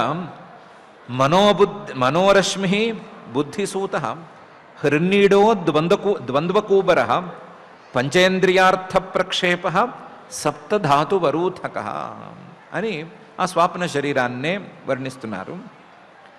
మనోరశ్మి, ఏకరశ్మి అని అన్నాం అక్కడ. ఏకరశ్మి అంటే ఒకటే పగ్గం అని. ఏమిటా పగ్గం? మనస్సే ఒకటే పగ్గము. ఏక సూత అని అన్నాము. ఎవరా సూతుడు, ఎవరా సారథి అంటే బుద్ధిసూత. బుద్ధే దానికి సారథి కింద పనిచేస్తుంది. ఒకే నీడం, ఒకడే కూర్చోవడానికి చోటుంది అని చెప్పాం కదా. అదేంటిది? హృన్నీడ, హృదయం అనేటువంటి స్థానం, జీవుడు కూర్చునేందుకు స్థానం. ఏ శరీరమైనా, అది మెలకుగా ఉండే శరీరమైనా లేదా స్వప్నంలో ఉండే శరీరమైనా, ఆ శరీరంలో ఒక్క జీవుడికి మాత్రమే కూర్చోవడానికి చోటు ఉంటుంది, 2 జీవులకు చోటు ఉండదు. కాబట్టి హృన్నీడ, హృదయం అనేటువంటి ఒకే కూర్చునే చోటు ఇద్దరికీ ఉంది. ద్వంద్వ కూబర, ద్వంద్వాలు శీతోష్ణాలు లాంటి ద్వంద్వాలే వాటికి అడ్డ దండాలు అని చెప్పాం కదా. అవి పంచేంద్రియార్థ ప్రక్షేప, పంచప్రహరణ అని దానికి పెట్టాము. అది వెళ్ళే చోటు కానీ లేదా అందులో ఉండేటువంటి 5 రకాల ఆయుధాలు కానీ ఏమిటివవి అంటే పంచేంద్రియార్థ ప్రక్షేప. 5 ఇంద్రియాల తాలూకు విషయాలే దీనికి ప్రహరణాలు లేదా ప్రక్షేపాలు. కాబట్టి పంచేంద్రియార్థ ప్రక్షేప.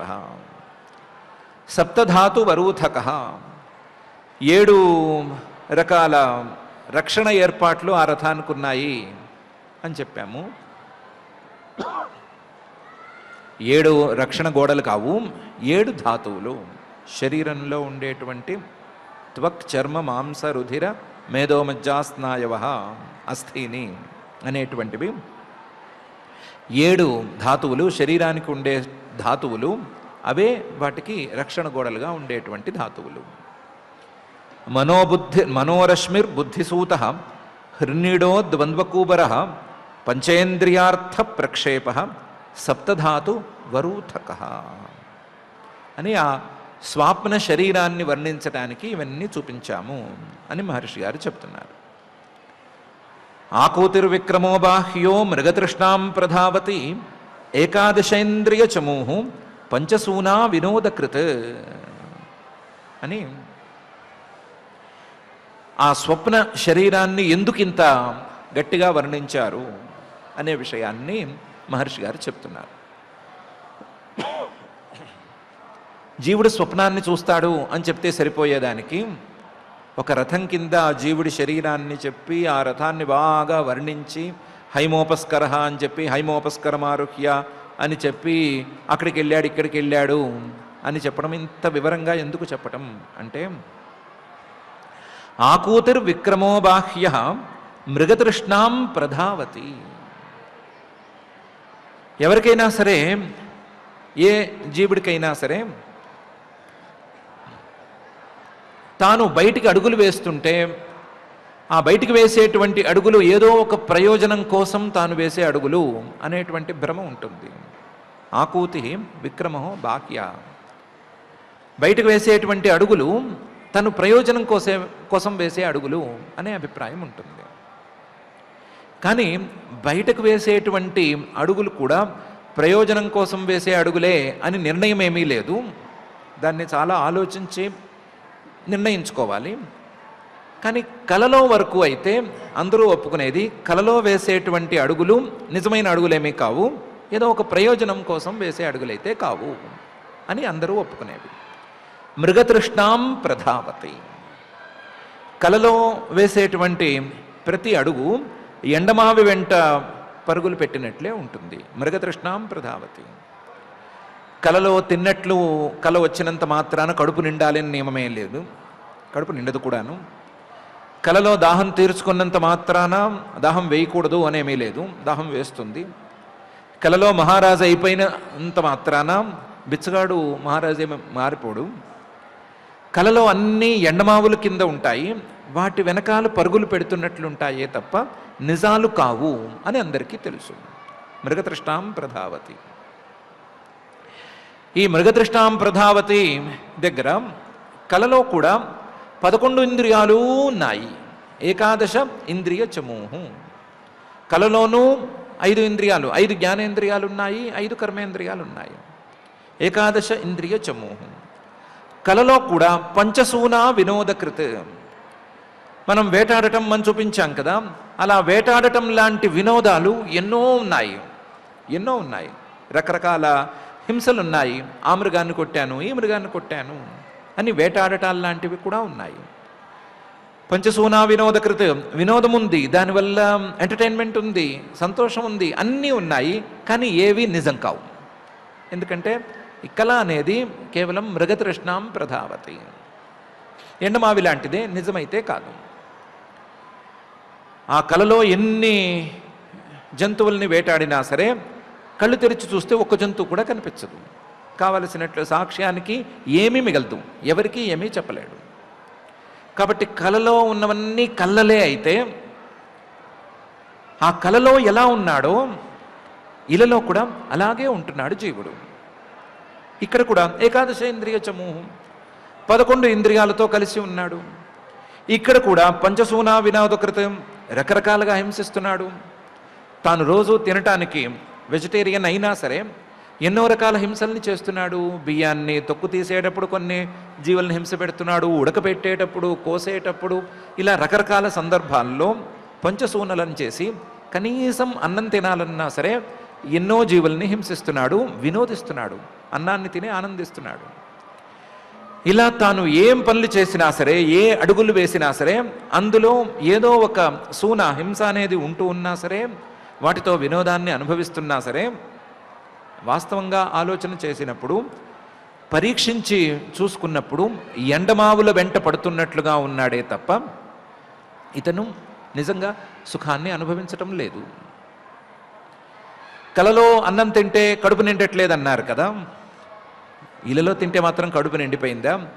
ఒక్కసారి అన్నం తింటే ఇంక జీవితంలో ఆకలి అనేది వేయటం లేదా?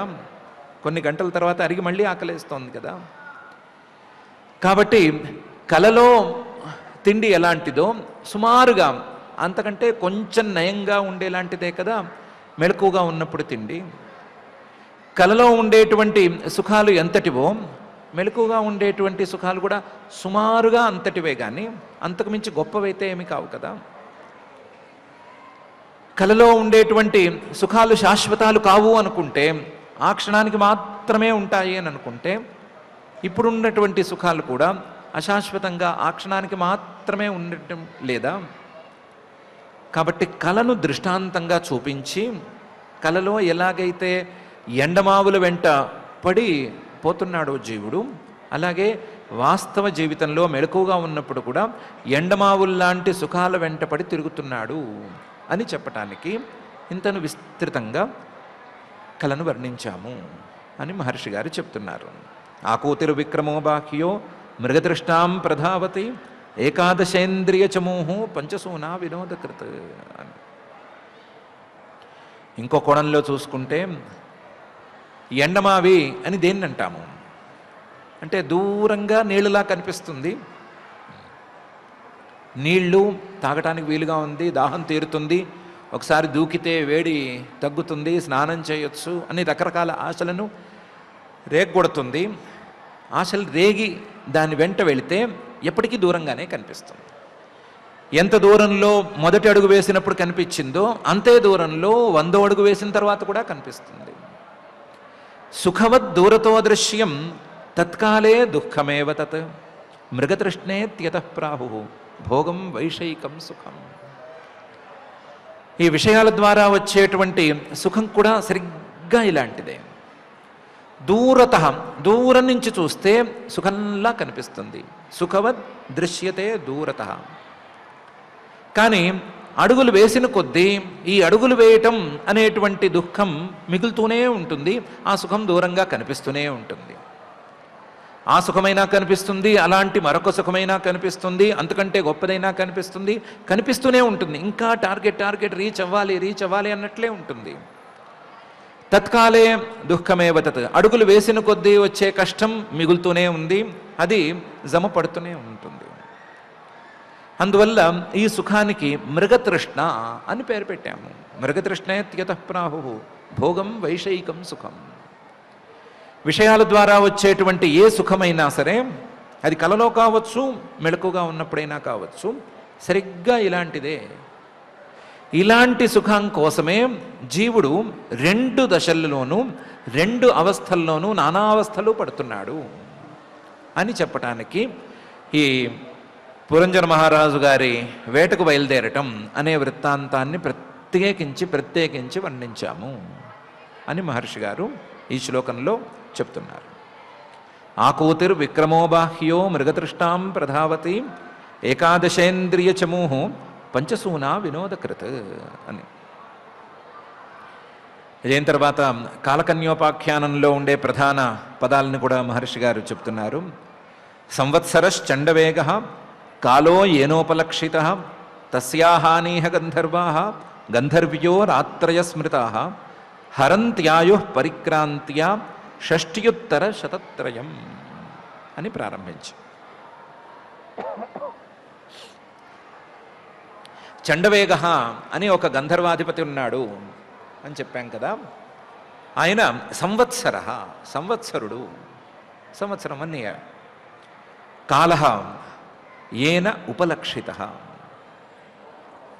ఈ కాలాన్ని సంవత్సరాలతోనే కదా మనం కొలుస్తాము. రోజులతోనూ పక్షాలతోనూ మాసాలతోనూ పెద్దగా కొలవము, సంవత్సరాలతో ఎక్కువ కొలుస్తాము. ఇన్నేళ్ళు అని మాట్లాడతాం కదా. కాబట్టి కాలానికి కొలమానం ఒక మధ్యలో ఉండే కొలమానం కాబట్టి సంవత్సరాన్ని తీసుకొచ్చాము. చండవేగ, ప్రచండమైన వేగంతో తిరిగేటువంటిది ఈ సంవత్సరం. కళ్ళు మూసి కళ్ళు తెరిచే లోపల సంవత్సరం గిర్రం తిరుగుతూ ఉంటుంది. సంవత్సరం ఏంటి, సంవత్సరాలే దొర్లిపోతూ ఉంటాయి. కాబట్టి చండవేగ అని దీనికి పేరు. సంవత్సరశ్చండవేగ కాలో ఏనోపలక్షిత. ఆ గంధర్వుడి కింద 360 మంది గంధర్వులు పురుషులు, 360 మంది గంధర్వ స్త్రీలు ఉన్నారని చెప్పాము. తస్య అహానీహ గంధర్వా, పగళ్ళు గంధర్వులు పురుషులు, గంధర్వ్య రాత్రయ స్మృత, రాత్రుళ్ళు స్త్రీ గంధర్వులు, గంధర్వ స్త్రీలు. వీళ్ళు ఎంతమంది ఉన్నారు? షష్ట్యుత్తర శతత్రయం. ఒక్కొక్కళ్ళు 360 ఉన్నారు. 360 రోజులు పగళ్ళు, 360 రాత్రుళ్ళు. ఇవి కలిస్తే సంవత్సర, ఒక సంవత్సరం అయింది. 360 రోజులే చాంద్రమానం ప్రకారం వస్తాయి, లేదా సౌరమానం ప్రకారం వస్తాయి. 360 పగళ్ళు, 360 రాత్రుళ్ళు. ఇవి హరంత్యాయు పరిక్రాంత్య, ఇవి ఆ పురాన్ని చుట్టూ తిరుగుతూ ఉన్నాయి, ముట్టడిస్తూ ఉన్నాయి అని చెప్పారు. ఏం లేదు, పరిక్రాంత్య తిరుగుతూ ఒకదాని తర్వాత ఒకటి వస్తూ ఆయుస్సుని హరించేసేస్తున్నాయి. హరంత్యాయు పరిక్రాంత్య షష్ట్యుత్తర శతత్రయం. ఇవి 360 మొత్తం 720 ఉన్నాయి. మొత్తం మీద కాలం అనే దాన్నే ఇక్కడ పరిచయం చేయదలుచుకున్నది. ఇది కాక కాలకన్య అనే ఒకటి గురించి చెప్పాం కదా. కాలకన్య అంటే కాలకన్య జరా సాక్షాత్ లోకస్తాం నాభినందతి స్వసారం జగృహే మృత్యు క్షయాయ యవనేశ్వర. అని కాలకన్య గురించి కూడా చెప్తున్నారు. కాలకన్య అంటే ఎవరు అంటే జర, ముసలితనము. జరైవ సాక్షాత్ కాలకన్య, ఆ ముసలితనానికే కాలకన్య అని పేరు. లోకస్తాం నాభినందతి, ఈ లోకంలో ఉండే ఎవ్వరూ కూడా ఆ కాలకన్యను అభినందించరు, కాలకన్య మాకు రావాలని అనుకోరు ఎవరైనా సరే. ఈ కాలకన్య ముల్లోకాలలో తిరిగి తిరిగి తిరిగి నారద మహర్షి గారితో తగవు పెట్టుకుని అక్కడికి వెళ్ళి చివరికి యవనేశ్వరుణ్ణి చేరింది. భయుడు అని అతనికి పేరు అనుకున్నాం కదా. ఎవరో కాదు, స్వసారం జగృహే మృత్యు, మృత్యువే ఆ భయము. మృత్యువు స్వసారం, తనకు చాలా ఉపయోగపడే, తనకు సారభూతమైనటువంటి ముసల్తనాన్ని జగృహే, తనకు సహకారిగా తీసుకున్నాడు. ఎందుకు సహకారిగా తీసుకున్నాడు? క్షయాయ, ఈ లోకంలో అందరికీ ఆయుక్షయం చేయటానికి తీసుకున్నాడు. యవనేశ్వర, యవనేశ్వరుడుగా ఆయన గురించే చెప్పాము. కాలకన్యా జరా సాక్షాత్ లోకస్తాం నాభినందతి, స్వసారం జగృహే మృత్యు క్షయాయ యవనేశ్వర. మరి యవనులంటే ఎవరు అంటే ఆధయో వ్యాధయస్తస్య సైనికా యవనాశ్చరాః భూతోపసర్గాశురయః ప్రజ్వారో ద్వివిధో జ్వరః అని మహర్షి గారు చెప్తున్నారు. యవన సైనికులు ఎవరు అంటే క్రూరంగా ఉండేవాళ్ళు యవనులు అనుకున్నాం కదా. ఏమో కాదు, ఆధయో వ్యాధయస్తస్య సైనికాః, ఆధులు అంటే మానసికమైనటువంటి బాధలు, వ్యాధులు అంటే శారీరకమైనటువంటి రోగాలు. ఈ రెండిటికే సైనికాః యవనాః అని పేరు పెట్టాము. చరాహ, ఇవి సంచరిస్తూ ఉంటాయి, ఒకచోట నిలకడగా ఉండవు. నిలకడగా ఉండాలనే నియమం ఏమీ లేదు. ఆధులు మానసిక వ్యధలు కాసేపు ఉండిపోతూ ఉంటాయి. ఎందుకు వస్తుందో తెలియదు, చాలా గుబులుగా ఉంటుంది, చాలా దిగులుగా ఉంటుంది. కొంతసేపటికి దానంతర అదే పోతుంది. ఎవరో చెప్తేనే పోవాలనేమీ లేదు, చెప్పకుండానే దానంతర అదే పోతుంది. ఎందుకు వస్తాయో తెలియవు, కాసేపు రోగాలు వస్తాయి, వచ్చినట్లు కొన్ని రోజులకి అవే మటుమాయమవుతాయి. మందులు వాడినా పోతాయి, మందులు వాడకున్నా ఒకటి అర పోయేవి చిన్నవి ఉన్నాయి. ఎందుకు అంటే ఈ వ్యాధులు ఆధులు అనేవి స్థిరంగా కూర్చునేవి కావు, సంచరిస్తూ ఉంటాయి. ఈ రెండూ కూడా ఈ మృత్యువు అనే ఆయన యొక్క సైనికుల కింద పనిచేస్తాయి. ఈ యవనేశ్వరుడు నాకు ప్రజ్వారుడు అనే ఒక అన్నగారు ఉన్నారు అని చెప్పాడు కదా. ఆయన ప్రజ్వారుడు ఎవరు అంటే భూతోపసర్గాశురయ ప్రజ్వారో ద్వివిధో జ్వర. ప్రజ్వార అంటే ఒక జ్వరం. ఇది భూతోపసర్గాశురయ, భూతాలు అంటే జీవులు, ఆ జీవులను ఇబ్బంది పెట్టాలన్నా వాటిని లాగేయాలన్నా సరే ఈ ప్రజ్వారం అనేటువంటి జ్వరం వేగంగా దాడి చేస్తుంది. భూత ఉపసర్గ ఆశురయ, చాలా తీవ్రమైన వేగం కలిగినది. వచ్చినట్లే వచ్చి ఆ జీవిని అట్నుంచి లాక్కుపోతూ ఉంటుంది. అలాంటి జ్వరానికి ప్రజ్వార అని పేరు. ఇది ద్వివిధ, రెండు రకాలుగా ఉంటుంది, రెండు రకాలుగాను వ్యవహరిస్తుంది. ప్రవేశించేటప్పుడు వేడిగా ఉంటుంది. ఇది తనతో పాటు జీవుణ్ణి తీసుకెళ్ళిపోయినప్పుడు తన పని పూర్తయి తాను వెళ్ళిపోయిన తర్వాత శరీరాన్ని చల్లబరిచేస్తుంది కూడా. ద్వివిధ, వేడిగాను ఉంటుంది, చల్లగాను ఉంటుంది. వేడిని పుట్టిస్తుంది, చల్లదనాన్ని కూడా తెస్తుంది. అలాంటిది ఈ జ్వరము. ఆధయో వ్యాధయస్తస్య సైనికా యవనాశ్చరాః భూతోపసర్గాశురయ ప్రజ్వారో ద్వివిధో జ్వర అని మహర్షి గారు చెప్తున్నారు.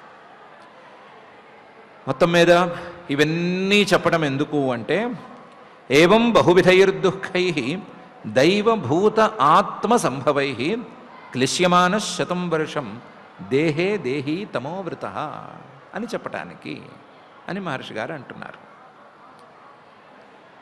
ఇందులో ఎన్ని రకాల దుఃఖాలున్నాయి అని వేరే చెప్పుకోనక్కర్లేదు. ఇప్పుడు చెప్పుకున్నవన్నీ కూడా దాదాపు అన్ని దుఃఖాలు కష్టాలను కలిగించేవే. బహువిధైర్దుఃఖైః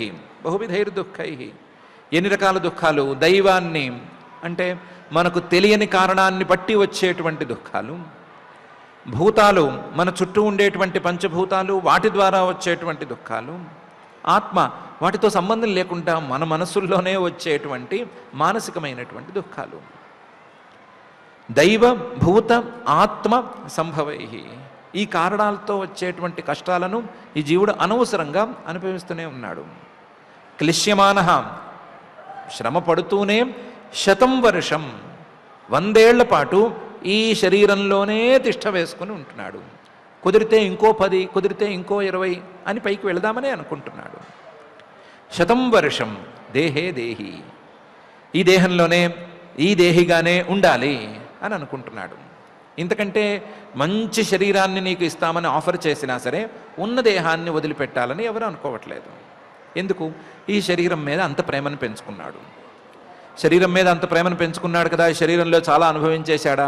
ఏమీ లేదు, అన్నీ కష్టాలే అయినా సరే, కాస్త కదిలిస్తే అన్ని కష్టాలు చెప్పుకునే పరిస్థితుల్లో ఉన్నా సరే శరీరం మాత్రం మంచిదే, నాకు ఉండని అని అనుకుంటున్నాడు. ఎందుకు? తమోవృత, అజ్ఞానంతో మూసుకుపోయి ఉన్నాడు కాబట్టి ఇలా అనుకుంటున్నాడు.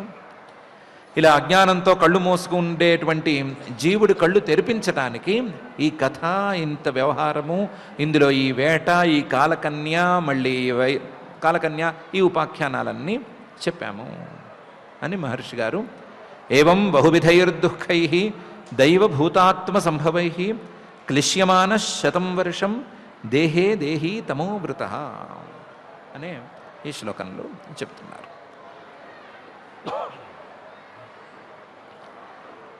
ఆయనైతే ఉపాఖ్యానానికి పదార్థాలు చెప్పేశాను అని సంతృప్తి పడిపోతున్నట్టున్నారు. ప్రాచీన బర్హి గారు కూడా అర్థమైపోయింది అనుకున్నట్లే ఉన్నారు. కానీ మనకంత స్పష్టంగా ఉన్నట్టు లేదు, అక్కడక్కడ కొన్ని పదాలు తీసి చెప్పారు అన్నట్లే ఉంది. కాబట్టి మనం మళ్ళీ ఇంకొకసారి కథను ఈ అర్థాలతో కలిపి వరుసగా ఏ ఏ అర్థంతో ఆ కథ నడుస్తోంది, అసలు అంతరార్థంగా ఏ భాగం ఉంది అనే విషయాన్ని విడిగా మనం స్టడీ చేసుకుందాము. కాకపోతే ఇప్పటికిప్పుడు చేసుకునే వీలు లేదు, ఈ అధ్యాయం మొదలు పెట్టేశాం కాబట్టి ఈ అధ్యాయాన్ని పూర్తి చేసేసుకున్న తర్వాత ఆ పని మళ్ళీ మొదలుపెట్టి చేసుకుందాము. అప్పుడు ఇంకా మనకి క్లారిటీ వచ్చేందుకు అవకాశం ఉంటుంది. అది ఎలా ఉంచితే, మహర్షి గారు ఈరోజు చెప్తున్నటువంటి అన్ని కష్టాలే అనే మాట, సుఖాల కోసం వెంపర్లాడటం అనేది, ఎండమావులు వెంటపడటం అనేటువంటి మాట ఎంతో కొంత లీలగానైనా సరే మనకు అనుభవంలో ఉండేటువంటి మాట.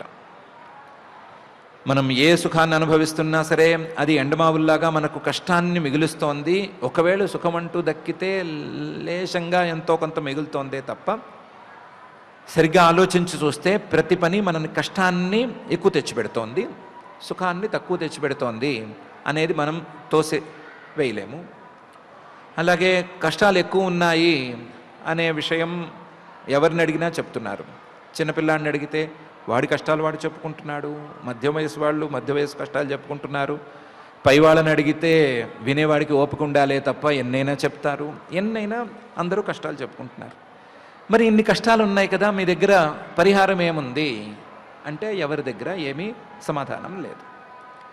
కానీ మహర్షి గారు దానికి పరిహారం చెప్పటానికే ఈ కష్టాలన్నిటినీ ప్రస్తావన చేస్తున్నారు.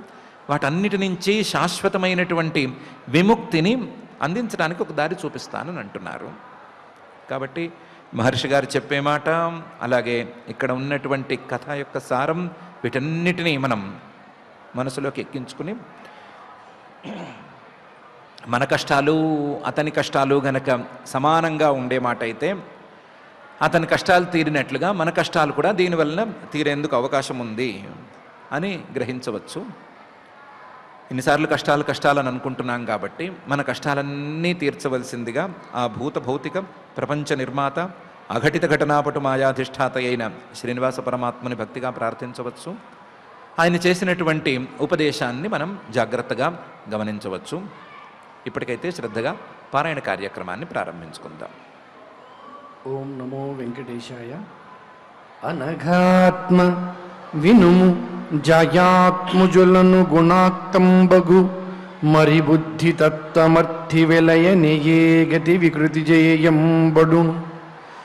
ఏ ఏ తిరంగుల ఇంద్రియములు వికృతిని పొందునా విధమున తద్గుణాన్వితుడను వరుస తద్వృత్తులకును ఘనుడును పద్రష్టయును తగుణాత్మయుదద్వృత్తులను బలాత్కారమునను అనుకరింపంగ అర్థి చేయంగబడుట అనవరతమాత్మ మహిషిని అనుసరించుటయునెరుగా చెప్పి ఇట్టులనియను మరియు జనవరేణ్యునితో యోగి సత్తముండు అని పురంజనోపాఖ్యానంలో ఉండేటువంటి సామాన్యార్థము, అందులో ఉండేటువంటి అత్యంత అధ్యాత్మ విద్యను ప్రబోధించేటువంటి అంతరార్థాన్ని సుస్పష్టంగా ఆచార్యముఖతః తెలుసుకునేటువంటి భాగ్యాన్ని ఆ దేవదేవుడు మనకు అందిస్తూ ఉన్నాడు. ఆ అర్థాన్ని అనుసంధానం చేసుకుంటూ శ్రద్ధగా నేడు మనం శ్రీమద్ భాగవతంలో చతుర్థ స్కంధంలో 39వ అధ్యాయంలో 4వ శ్లోకం దగ్గర నుంచి పారాయణ చేసుకుందాం. అథ శ్రీమద్భాగవతే పారమహంస్యాం సంహితాయాం చతుర్థ స్కంధే 39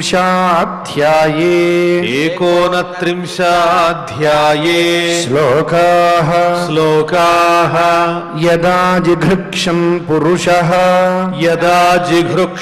పురుషః కార్త్స్న్యేన ప్రకృతేర్గుణాన్ నవద్వారం ద్విహస్తాంఘ్రీ తత్రామనుత సాధ్వితి బుద్ధిం తు ప్రమదాం విద్యాత్ మమాహమితి యత్కృతం యామధిష్ఠాయ దేహేస్మిన్ పుమాన్ భుంక్తే క్షభిర్గుణాన్ సఖాయ ఇంద్రియగణాః జ్ఞానం కర్మ చ యత్కృతం సఖ్యస్తద్వృత్తయః ప్రాణః పంచవృత్తిర్యథోరగః బృహత్బలం మనోవిద్యాత్ ఉభయేంద్రియనాయకం పంచాలాః పంచవిషయాః యన్మధ్యే నవఖం పురం అక్షిణీ నాసికే కర్ణౌ ముఖం శిష్ణగుదావితి ద్వే ద్వారౌ బహిర్యాతి యస్తదింద్రియ సంయుతః అక్షిణీ నాసికే ఆస్యం ఇతి పంచపురః కృతాః దక్షిణః కర్ణః ఉత్తరాచోత్తరస్మృతః పశ్చిమే ఇత్యథో ద్వారౌ గుదం శిష్ణమిహోచ్యతే ఖద్యోతావిర్ముఖీ చాత్ర నేత్రే ఏకత్ర నిర్మితే రూపం విభ్రాజితం తాభ్యాం విచష్టే చక్షుషేశ్వరః నలినీ నాలినీ నాసే గంధః సౌరభ ఉచ్యతే ఘ్రాణోవధూతో ముఖ్యాస్యం ఘ్రాణోవధూతో ముఖ్యాస్యం విపణోవాగ్రసవిద్రసః విపణోవాగ్రసవిద్రసః आपणो व्यवहारोऽत्र आपणो व्यवहारोऽत्र चित्रमन्थो बहूदनम् चित्रमन्थो बहूदनम् पितृः दक्षिणः कर्णः पितृहोर्दक्षिणः कर्णः उत्तरो देवहू स्मृतः उत्तरो देवहू स्मृतः प्रवृत्तं च निवृत्तं च प्रवृत्तं च निवृत्तं च शास्त्रं पञ्चालसंज्ञितम् शास्त्रं पञ्चालसंज्ञितम् त्रुयानं देवयानम् त्रियानं देवयानम् श्रोत्राच्छ्रुतधरात् व्रजेत् श्रोत्राच्छ्रुतधराद्व्रजेत् आसुरी मेढ्रमर्वाग्द्वाः आसुरी मेढ्रमर्वाग्द्वाः व्यवायो ग्रामीणां रतिः व्यवायो ग्रामीणां रतिः उपस्थो दुर्मदः प्रोक्तो उपस्थो दुर्मदः प्रोक्तो निर्दिर्गुद उच्यते निर्तिर्गुद उच्यते वैशसं नरकं पायुः वैशसं नरकं पायुः लुब्धकोऽन्धौ तु मे शृणु लुब्धकोऽन्धौ तु मे शृणु हस्तपादौ पुमांस्ताभ्याम् हस्तपादौ पुमांस्ताभ्याम् युक्तो याति करोति च युक्तो याति करोति च अन्तःपुरं च हृदयम् अन्तःपुरं च हृदयम् विशूचिर्मन उच्यते विशूचिर्मन उच्यते तत्र मोहं प्रसादं वा तत्र मोहं प्रसादं वा हर्षं प्राप्नोति तद्गुणैः हर्षं प्राप्नोति तद्गुणैः यथा यथा विक्रियते यथा यथा विक्रियते गुणाक्तो विकरोति वा गुणाक्तो विकरोति वा तथा तथोपद्रष्टात्मा तथा तथोपद्रष्टात्मा तद्वृत्तिरनुकार्यते तद्वृत्तिरनुकार्यते देहो रथस्त्विन्द्रियाश्वः देहो रथस्त्विन्द्रियाश्वः संवत्सररयो गतिः संवत्सररयो गतिः द्विकर्मचक्रस्त्रिगुण द्विकर्मचक्रस्त्रिगुण ध्वजः पञ्चासु बन्धुरः ध्वजः पञ्चासु बन्धुरः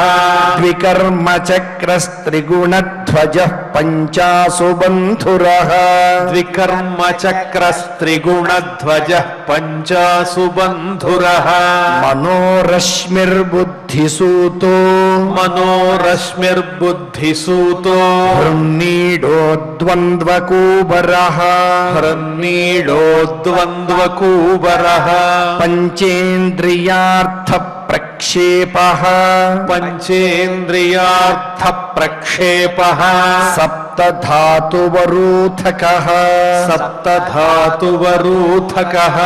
आकूतिर्विक्रमो बाह्यो आकूतिर्विक्रमो बाह्यो मृगतृष्णां प्रधावति मृगतृष्णां प्रधावति एकादशेन्द्रियचमूः एकादशेन्द्रियचमूः पञ्चसूना विनोदकृत् पञ्चसूना विनोदकृत् संवत्सरश्चण्डवेगः संवत्सरश्चण्डवेगः कालो येनोपलक्षितः कालो येनोपलक्षितः तस्याहानीह गन्धर्वाः तस्याहानीह गन्धर्वाः गन्धर्व्यो रात्रयः स्मृताः गन्धर्व्यो रात्रयः स्मृताः हरन्त्यायुः परिक्रान्त्या हरन्त्यायुः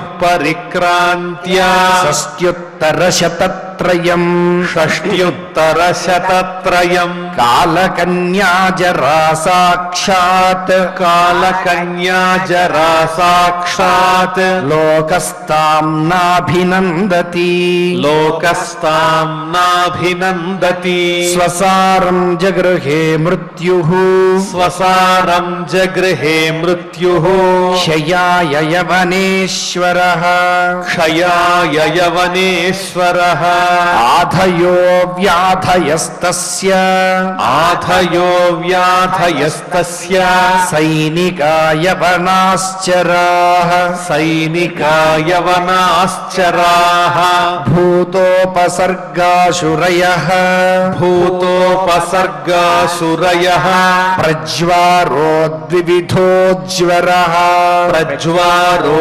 ద్వివిధోజ్వరః ఏవం బహువిధైర్దుఃఖైః ఏవం బహువిధైర్దుఃఖైః దైవభూతాత్మసంభవైః దైవభూతాత్మసంభవైః క్లిశ్యమానశ్యతం వర్షం క్లిశ్యమానశతం వర్షం దేహే దేహీతమో వృతః దేహే దేహీతమో వృతః ఇతి ఇతి శ్రీమద్భాగవతే శ్రీమద్భాగవతే పారమహంస్యాం సంహితాయాం పారమహంస్యాం సంహితాయాం చతుర్థస్కంధే చతుర్థస్కంధే ఏకోనత్రింశాధ్యాయే